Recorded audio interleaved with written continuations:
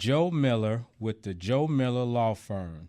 Joe and the Work Injury Center will make you understand the process that gets you care and help you protect your future. In fact, Attorney Miller wrote the book on getting strong for work accident victims. Today we will be covering workers' compensation law. Joe Miller Law Firm is located at 700 Newtown Road, Suite 112 in Norfolk. And his phone number is 757-455-8889. And I'll give this information out again at the end of the show. Welcome, Joe, to Legal Brief. Good to be here, Ron.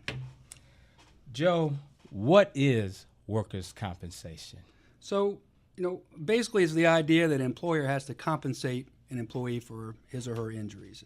And it has a long history. It goes way back to the Code of Hammurabi, way back when. It's in the Bible, in the Jewish Talmud, and other ancient cultures, Rome, Greece, China. They all had basic laws that said that, employers had to compensate their employees if they got hurt.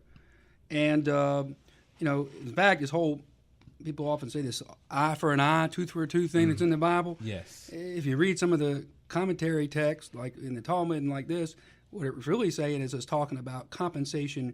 If you read the commentaries, it says a compensation for a specific injury to a specific body part. In other words, not that you go gouge out somebody's eye, but that, you get the value of the injury to the eye. So now, if you want to talk about the history of it a little bit, back in the 18th, 19th century, the way that the law developed in the United States was a little different. We had the common law, which came from England.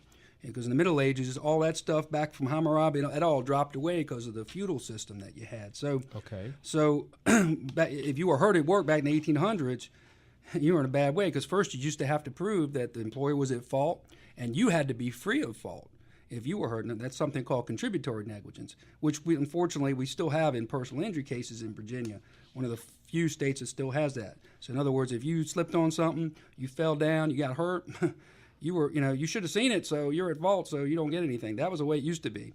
Fortunately, early 20th century, the feds came in, and they under President Taft, and we had interstate commerce. So you had things like the railroads and merchant marines, which are interstate commerce. So they passed things. The first thing was called the Federal Employees Liability Act, and that was to cover the railroads, and the Jones Act for merchant marines and seamen. And those are still, while they're still fault-based, it softened it a little bit, made it a little easier for these folks to recover. They didn't have to go and prove as many things as they needed to prove. And in the 1910s, states started coming forward and passing their own workers' compensation laws. And by 1948, every state had a workers' compensation system. Now, what we have today, the workers' compensation system we have today is in Virginia, and in most states all states, as far as I'm aware, is a no-fault system, meaning you don't have to prove anymore that your employer is at fault for getting hurt on the job to get recovered benefits. The trade-off, though, is that your benefits are limited. Used to be, if you could prove fault, way back when, you could slap your employee with a big old lawsuit and get a whole lot of money. Okay. And you might have a runaway verdict. Well, those things are taken away. That's the trade-off.